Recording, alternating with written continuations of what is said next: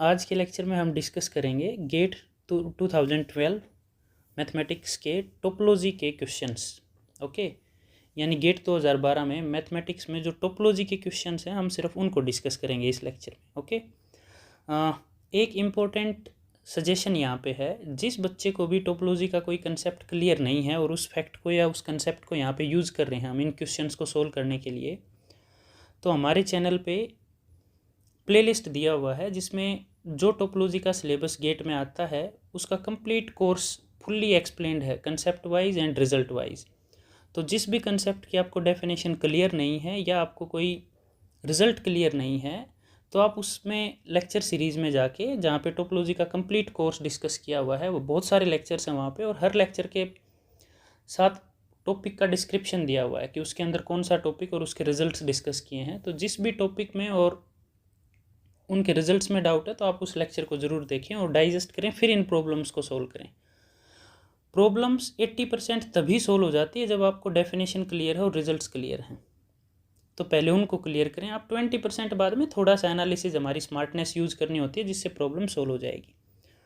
अब टोपोलॉजी के जो सब्जेक्टिव क्वेश्चन हैं उनको अभी हम नहीं कर रहे, जो ऑब्जेक्टिव क्वेश्चन हैं वो हमें सोल्व करने हैं इस लेक्चर में। तो ऑब्जेक्टिव क्वेश्चन को सोल्व करने के दो तरीके होते हैं। पहला तो ये कि आप जिस स्टेटमेंट पे या जिस करेक्ट आंसर पे 200% श्योर हो, नॉट ओनली 100%, 200% श्योर हो कि भाई यही स्टेटमेंट रिजल्ट से या डेफिनेशन से ट्रू है, तो आप उसको डायरेक्टली टिक कर सकते हो। आपको रिमेनिंग 3 ऑप्शंस को चेक करने की रिक्वायरमेंट नहीं है। अगर आप सस्पिशियस हो कि कौन सा ठीक है कौन सा गलत है, तो एक तरीका ये होता है कि आप कुछ ऑप्शंस को डिस्कार्ड कर दो, यानी उनको रॉन्ग प्रूव कर दो, तो वो कैंसिल हो जाएंगे, रिमेनिंग जो बचेगा वो हमारे पास करेक्ट आंसर हो जाएगा। ओके, तो हम बीच बीच में अपनी सहूलियत के हिसाब से इन दोनों अप्रोच में से जो हमारे लिए कन्वीनियंट होगी उसको यूज़ करेंगे हम। तो चलिए क्वेश्चन स्टार्ट करते हैं। पहला क्वेश्चन टोपोलॉजी का इस पेपर में दिया हुआ है, क्वेश्चन नंबर 2, जिसमें ये पूछा गया है कि जो गिवन 4 स्टेटमेंट्स हैं उनमें से ट्रू कौन सा नहीं है। अब टोपोलॉजी की जो डेफिनेशन उसी में ये दिया होता है कि arbitrary union of open set is open. अब उसका कॉम्प्लीमेंट अगर हम करें तो उसमें क्लोज सेट के लिए आ जाएगा कि intersection of any family of close set is closed. लेकिन यूनियन, अब यूनियन के बारे में अगर पढ़ें तो intersection of finite open set is open, तो इंटरसेक्शन का कॉम्प्लीमेंट यूनियन में कन्वर्ट हो जाएगा और ओपन सेट का कॉम्प्लीमेंट क्लोज्ड में। तो union of finite number of close set is closed, तो यहाँ पे सेकंड ऑप्शन में कह रहा है कि union of any family of close set is closed. ये ट्रू नहीं है भाई, क्योंकि एग्जांपल के लिए अगर हम माने set of real number with usual topology, तो उसके अंदर मैंने कुछ एफ एन सेट मान लिया इस तरीके से 1/n से 2, where n belongs to set of natural numbers. तो ये सारे क्लोज इंटरवल्स हैं हर नेचुरल नंबर के लिए, each F N is closed.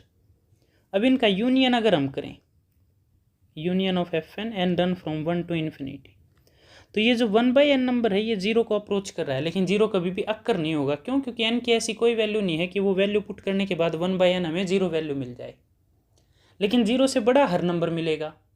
तो अल्टीमेटली जब ये टोटल यूनियन करेंगे तो ये लेफ्ट साइड में 0 को अप्रोच कर जाएगा और 2 लार्जेस्ट है राइट साइड में, तो इसका आंसर ये आ जाएगा। लेकिन ये तो क्लोज नहीं है, क्योंकि क्लोज सेट आर के अंदर क्या होते हैं, क्लोज इंटरवल्स की फॉर्म में। ओके, लेकिन ये क्लोज नहीं है क्योंकि ये सेमी क्लोज्ड या सेमी ओपन इंटरवल आ गया।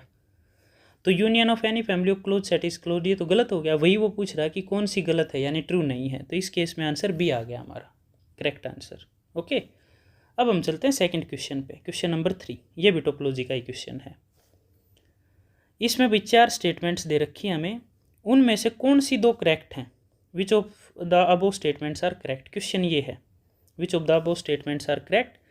तो ए ऑप्शन में है पी एंड आर, बी में पी एंड एस, सी में R and S, and D option में है क्यू एंड एस। तो चलिए पहले पी स्टेटमेंट को देखते हैं। द फैमिली ऑफ सब sets -1/n, 1/n satisfies the finite intersection property. तो इसमें अगर आपको डेफिनेशन क्लियर नहीं है फाइनाइट इंटरसेक्शन प्रॉपर्टी की, तो आप जाके वहाँ देख सकते हैं लेक्चर में, और उसके बेसिस पे रिजल्ट्स भी। फिर भी एक बार यहाँ बता देते हैं कि किसी भी फैमिली के पास फाइनाइट इंटरसेक्शन प्रॉपर्टी होने का या सेटिस्फाई करने का मतलब है कि ऐसे ऐसे आप कोई भी फाइनाइट सेट्स लो तो उनका इंटरसेक्शन नॉन एम्प्टी आना चाहिए। अब -1/n1, 1/n1, ये मैंने इसका एक मेंबर मान लिया। ऐसे ही -1/nk, 1/nk, ये मैंने इसके के मेंबर्स मान लिए, an1 an2 ank।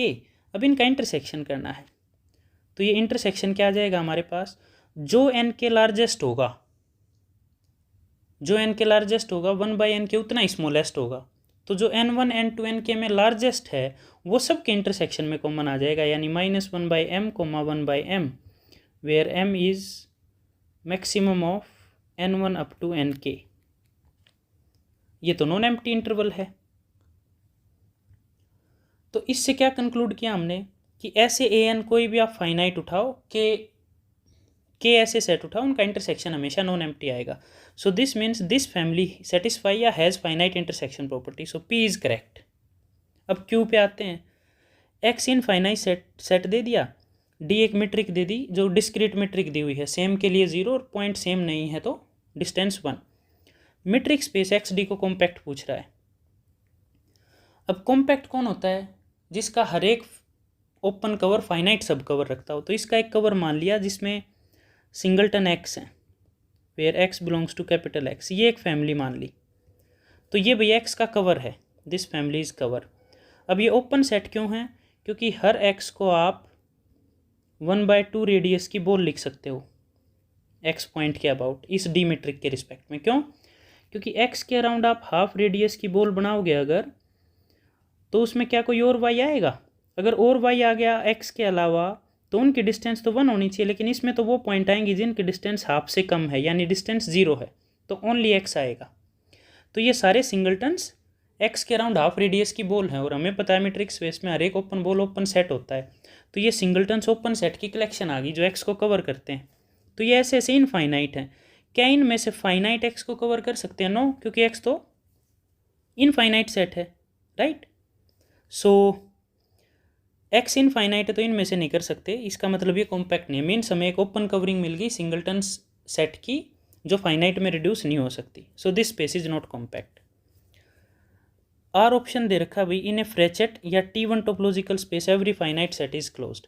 ये स्टेटमेंट ट्रू है भाई। क्यों? क्योंकि हम लेक्चर में पढ़ेंगे और उस कंप्लीट सीरीज में या कंप्लीट लेक्चर सीरीज है जो एलिमेंट्री टोपोलॉजी के कोर्स की, उसमें ये देखोगे आप कि T1 स्पेसिस का कैरेक्टराइजेशन होता है कि every topological space is T1 if and only if every finite subset is closed. तो उस कैरेक्टराइजेशन से ये आ गया भाई कि स्पेस T1 है तो every finite set is closed, यानी आर भी ट्रू हो गया।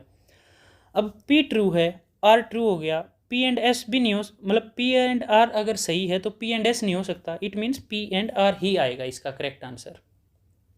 तो यहाँ पे जो S स्टेटमेंट दी हुई है उसको हमें करेक्टनेस और यानी ट्रू और फॉल्स चेक करने की रिक्वायरमेंट भी नहीं है। ओके, सो इस क्वेश्चन में हमारे पास करेक्ट आंसर आ गया A और ऊपर वाले क्वेश्चन में करेक्ट आंसर आ गया B। टोपोलॉजी का अगला यानी थर्ड क्वेश्चन है वो अभी क्वेश्चन नंबर 6। एक्स हमें 3 एलिमेंट का सेट दे रखा है, ये उसके ऊपर टोपोलॉजी है। ये ध्यान रखना भाई, ये जो टोपोलॉजिकल स्पेसिस दे रखा है ना एक्स टाउ, इसके ओपन सेट कौन होंगे? एग्जैक्टली ये 5 ओपन सेट हैं इस स्पेस के अंदर और कोई नहीं होगा। क्योंकि जब हमने टोपोलॉजी फर्स्ट लेक्चर में जब डिफाइन किया था उसमें बताया था आप लोगों को कि टाउ के जो मेंबर्स हैं वही एग्जैक्टली ओपन सेट्स होते हैं उस स्पेस में और कोई भी उससे अलग ओपन सेट नहीं आएगा। तो ये इसके ओपन सेट हैं। अब ये पूछ रहा है कि which of the following statements are true. जैसे लास्ट क्वेश्चन किया वैसे इसमें है भाई 4 स्टेटमेंट दे रखे हैं P, R, Q and S, उसके बेसिस पे कौन सा ऑप्शन सही है A, B, C, D में से। अब पहला ही ऑप्शन देखते हैं कि ये जो टोपोलॉजिकल स्पेस है X with this topology, is it a Hausdorff space. Hausdorff की डेफिनेशन अगर मैं बताऊं, रिकॉल करें, तो कोई स्पेस ओसडॉर्फ होता है भाई कि उसके हर 2 पॉइंट के लिए 2 डिसजॉइंट ओपन सेट आए, उसको हम ओसडॉर्फ बोलते हैं। Space is said to be Hausdorff if for every 2 disjoint points of capital X there exists 2 disjoint open set कि एक एक पॉइंट को कंटेन करे और दूसरा दूसरे पॉइंट को। तो ये x के अराउंड u आ गया, ये y के अराउंड v आ गया। तो हर 2 पॉइंट के लिए स्पेस में अगर 2 डिसजॉइंट ओपन सेट एग्जिस्ट करते हैं तो उसको हम Hausdorff बोल देते हैं। अब इस स्पेस में मैंने b और c उठा लिया, एक पॉइंट b एक c।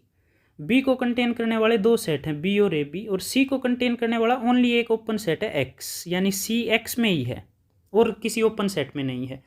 लेकिन B को जो दोनों ओपन सेट कंटेन करते हैं वो तो X के साथ इंटरसेक्ट करते हैं। तो B और C के लिए आपको 2 डिसजॉइंट ओपन सेट नहीं मिलेंगे। क्यों? क्योंकि C को जो ओपन सेट कंटेन करता है वो हर दूसरे ओपन सेट के साथ इंटरसेक्ट करता है, because it is a universal या पेरेंट स्पेस X। ओके, तो उस डॉट तो नहीं हुआ, यानी पी रॉन्ग हो गई। पी रॉन्ग हो गई तो भाई ऑप्शंस के हिसाब से ए और डी तो हो नहीं सकता इसका ऑप्शन, राइट। ए और डी तो नहीं हो सकता क्योंकि उसमें पी सही होनी चाहिए।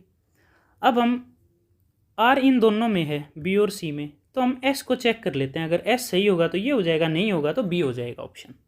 ओके, सो एस होता है, पूछ रखा है कि it is a connected space. Connected का भी कैरेक्टराइजेशन होता है एक्स इज कनेक्टेड। ये हमने कनेक्टेड वाले लेक्चर में भाई पूरा अच्छे से एक्सप्लेन कर रखा है कनेक्टेड की characterization. X is connected if and only if X can not be written as disjoint union of, या cannot be written as union of two disjoint open और closed sets। यानी अगर स्पेस कनेक्टेड है तो आप उसको दो डिसजॉइंट ओपन सेट की यूनियन में नहीं लिख सकते। अगर लिख पा रहे हो तो वो नॉट कनेक्टेड हो जाएगा। Okay, if and only if में कैरेक्टराइजेशन है, you can see the lecture. अब एक्स यहाँ पे ए बी सी है भाई। अब ये अगर कनेक्टेड नहीं है तो इनमें से किसी दो डिसजॉइंट ओपन सेट की यूनियन में लिखा जाएगा। लेकिन डिसजॉइंट ओपन सेट यहाँ पे सिर्फ और सिर्फ कौन है, ए एंड बी। लेकिन इसकी यूनियन तो एक्स के इक्वल नहीं है। बाकी कोई भी दो डिसजॉइंट ओपन सेट है ही नहीं ए और बी के अलावा जो नॉन एम्प्टी हो। ये ध्यान रखना भाई, एम्प्टी नहीं लेना हमने, सिर्फ नॉन एम्प्टी की बात करनी है। तो दो नॉन एम्प्टी ओपन सेट ऐसे कोई नहीं है जो डिसजॉइंट और यूनियन एक्स के इक्वल आ जाए। इट मीन्स एक्स को आप दो डिसजॉइंट ओपन सेट की यूनियन में नहीं लिख पाओगे, और नहीं लिख पाओगे तो स्पेस क्या हो गया, connected. It means S statement is right. अब पी तो हमने रॉन्ग प्रूव कर दिया और एस को करेक्ट प्रूव कर दिया, तो पी नहीं है तो ए भी नहीं हो सकता और डी भी नहीं हो सकता, और एस सही है तो एस बी और सी में से सी में है, तो इसका करेक्ट आंसर सी आ गया। ओके, बिल्कुल इजी क्वेश्चन है। We need only the clarity of definitions. तो अगर हमें डेफिनेशन क्लियर है तो बिल्कुल इजी क्वेश्चन है। ये इस क्वेश्चन पेपर में लास्ट टोपोलॉजी का क्वेश्चन है भाई, क्वेश्चन नंबर 4, और ये 2 मार्क्स का है। प्रीवियस 3 क्वेश्चन सिंगल यानी 1 मार्क्स के थे, 1 मार्क के थे, और ये 2 मार्क्स का है। सेम पैटर्न इसमें है भाई, 4 स्टेटमेंट दिया और ये पूछ रहा है कि उनमें से कौन सी 2 स्टेटमेंट करेक्ट हैं। तो पहली स्टेटमेंट पे हम आ जाते हैं। ये पूछ रहा है भाई कि ये जो पी सेट दिया हुआ है इसमें वो रियल नंबर्स हैं जिसके लिए कोस एक्स का मोड लेस देन हाफ है, क्या ये सेट कॉम्पैक्ट है।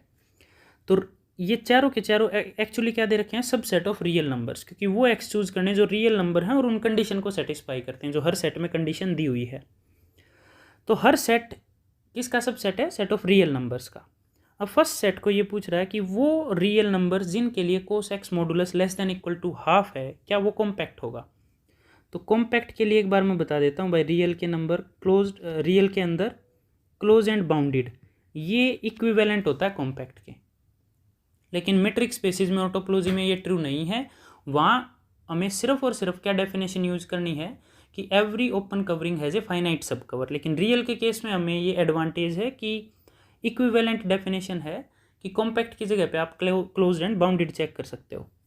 तो ऐसे रियल्स देखने जिसके लिए इसकी वैल्यू हाफ या उससे कम हो। तो एक बात हमें पता है भाई कि 1/2 किस पे देता है, कोस एक्स वैल्यू π/3 पे, राइट। सो कोस π/3 वैल्यू होती है भाई हाफ। तो इसका मॉडुलस क्या आ गया, हाफ, जो कि less than equal to half है। तो ये π/3 इस सेट में जाएगा, राइट। अब π/3 है तो उसको 2n के मल्टीपल में ऐड करूंगा मैं तो भी वो वैल्यू हाफ ही देगा, यानी 2n प्लस π/3। इन सब पे भी वैल्यू क्या देगा, कोस हाफ। तो उसका मॉडुलस भी क्या हो जाएगा, हाफ से छोटा है उसके इक्वल। तो इस सेट के अंदर ये π/3 2n प्लस π/3, इस तरह के और भी बहुत सारे नंबर्स आएंगे where n belongs to set of integers. अब ये n अगर इंटीजर है यानी पॉजिटिव नेचुरल नंबर भी है, तो n को जब लार्ज करता जाऊंगा तो π/3 में ये वैल्यू कभी भी बाउंडेड नहीं होगी। क्यों, अगर आप किसी फिक्स रियल नंबर को इसका बाउंड बोलोगे अपर बाउंड, तो एक n को मैं उससे बड़ा रख दूंगा तो 2n उस फिक्स नंबर से आगे निकल जाएगा, यानी बाउंडेड नहीं रहेगा। तो ये सेट क्या है, अनबाउंडेड। अब अनबाउंडेड है तो इसका मतलब ये कॉम्पैक्ट नहीं है, क्योंकि उसके को तो बाउंडेड और क्लोज्ड होना था। So this statement is wrong, P correct नहीं है। पी करेक्ट नहीं है तो ए और डी ऑप्शन कट गया भाई। राइट। अब हम आ जाते हैं क्यू सेट पे। क्यू सेट क्या दे रखा है, X belongs to R, tangent X is not differentiable. अब टेंजेंट एक्स का डेरिवेटिव नॉर्मली हम क्या पढ़ते हैं, सेकेंड स्क्वायर एक्स, लेकिन सेकेंड स्क्वायर एक्स की वैल्यू क्या होगी, 1/cos स्क्वायर एक्स। अब ये जहाँ जीरो बनेगा वहाँ डिफरेंशिएबल नहीं है, और कोस जीरो कहाँ बनता है, π/2 के ओड मल्टीपल्स पे, यानी 2n+1 π/2। ये वो वैल्यूज़ हैं जहाँ वो डिफरेंशिएबल नहीं है। तो ये जो क्यू में जो सेट दे रखा हमें, क्यू का जो सेट बनेगा, let's denote this set by A, तो वो बन जाएगा by 2n+1 π/2 where n belongs to integers. Q statement में ये सेट दे रखा हमें जहाँ पे टेंजेंट एक्स डिफरेंशिएबल नहीं है। अब इस सेट को कंप्लीट पूछ रहा है, तो कंप्लीट सेट होता है भाई हर कन्वर्जेंट सीक्वेंस। एक सेट को कंप्लीट कब बोलते हैं, if every sequence of points of X converges to a point of X itself. तो ये सेट कंप्लीट कब होगा, जब कोई भी सीक्वेंस एक्स एन के ए के पॉइंट्स की अगर एक्स को कन्वर्ज करे तो वो ए में ही बिलोंग करे। This is the definition of complete space. यानी एक स्पेस के पॉइंट की आप सीक्वेंस लो, अगर वो कन्वर्ज करी है तो उसी के पॉइंट को कन्वर्ज करे, कन्वर्ज नहीं कर रही देन इट्स ओके। ओके, सो अब एक चीज़ देखो, इसमें ऐसे पॉइंट है 2n+1 π/2, ये खुद एक सीक्वेंस है क्योंकि n इंटीजर से बिलोंग कर रहा है, तो you can think of it as a sequence. अब ये है डाइवर्जेंट सीक्वेंस, क्योंकि n जब इन्फिनिटी की तरफ जाएगा तो ये इन्फिनिटी की तरफ जाएगा। अब इसके पॉइंट्स की सब सीक्वेंस भी आप ले सकते हो, राइट, क्योंकि इसकी हर सब सीक्वेंस भी ए के पॉइंट्स की सीक्वेंस हो जाएगी। अब इस ऐसे ऐसे पॉइंट्स की अगर आप सीक्वेंस लोगे तो उसमें n ऊपर ही मिलेगा हमेशा। ओके, जैसे इसमें n को मैं 0 पुट करूँ तो फर्स्ट पॉइंट आ गया π/2, n को 1 पुट करूँ तो 3π/2, n को 2 पुट करूँ तो 5π/2, 7π/2 एंड सो ऑन। सिमिलरली एक बार यहाँ पे आ जाएगा -π/2 और फिर माइनस में ऐसे इंक्रीज होते रहेंगे। तो ये सेट है हमारे पास। अब इसकी कोई सब सीक्वेंस अगर हम बनाएं तो सब सीक्वेंस कैसे होगी, एक पॉइंट यहाँ से उठा लिया, एक यहाँ से उठा लिया, फिर कोई यहाँ से उठा लिया, फिर यहाँ से, फिर यहाँ से, फिर यहाँ से, लेकिन हर सीक्वेंस की टर्म में n ही आएगा इन्वॉल्व। ओके, क्योंकि वो 2n+1 π/2 की सब सीक्वेंस है। अब n अगर उन टर्म्स में आएगा तो n को जब मैं इन्फिनिटी की तरफ लेके जाऊंगा तो वो सब सीक्वेंस भी डाइवर्जी होगी। ओके, यानी अगर मैं ए सेट की नॉन कांस्टेंट सीक्वेंस मानूं तो वो हमेशा डाइवर्जेंट होगी। तो इसका मतलब क्या होगा, अगर कोई कन्वर्जेंट सीक्वेंस है ए के पॉइंट्स की, यानी क्यू में जो सेट दिया हुआ उसके पॉइंट्स की, वो सीक्वेंस या तो कांस्टेंट होगी या इवेंचुअली कांस्टेंट होगी अगर वो कन्वर्ज कर रही है तो इन ऑब्जर्वेशन से क्या मिल गया कि क्यू के अंदर अगर कोई कन्वर्जेंट सीक्वेंस है तो वो या तो कांस्टेंट है और इवेंचुअली कांस्टेंट, और इवेंचुअली कांस्टेंट में भी वो इसी सेट का कोई पॉइंट होगा। सपोज 7π/2 टर्म्स हैं सारी, तो वो 7π/2 पे ही कन्वर्ज करेगा। तो कांस्टेंट और इवेंचुअली कांस्टेंट सीक्वेंस उस स्पेस के पॉइंट पे ही कन्वर्ज करती है। तो कन्वर्जेंट सीक्वेंस उसी को के पॉइंट पे कन्वर्ज करेगी, तो स्पेस क्या हो गया, complete. So statement Q is correct. अब बाकियों की आप ना भी केयर करो तो पी और क्यू से भी आप कंक्लूड कर सकते हो। पी गलत है, यानी ए नहीं हो सकता और डी नहीं हो सकता, और क्यू करेक्ट है, बी में क्यू है नहीं और सी में है, तो इसका मतलब सी करेक्ट हो गया। Okay, so this is how you can solve the multiple choice questions. और बड़ा इजी है भाई, बस कंडीशन मैं एक बार फिर से एम्फेसाइज कर रहा हूँ कि कंडीशन क्या है यहाँ पे, कि हमें definitions word to word clear होनी चाहिए। अगर डेफिनेशन क्लियर नहीं है then these questions will look like difficult one. Otherwise ये बहुत सिंपल क्वेश्चन है और इनको सोल्व करना बेहद ईजी है। ओके, फिर भी कोई डाउट आए तो you can ask in comment, और वीडियो अच्छी लगे तो लाइक करो, शेयर करो और सब्सक्राइब करो।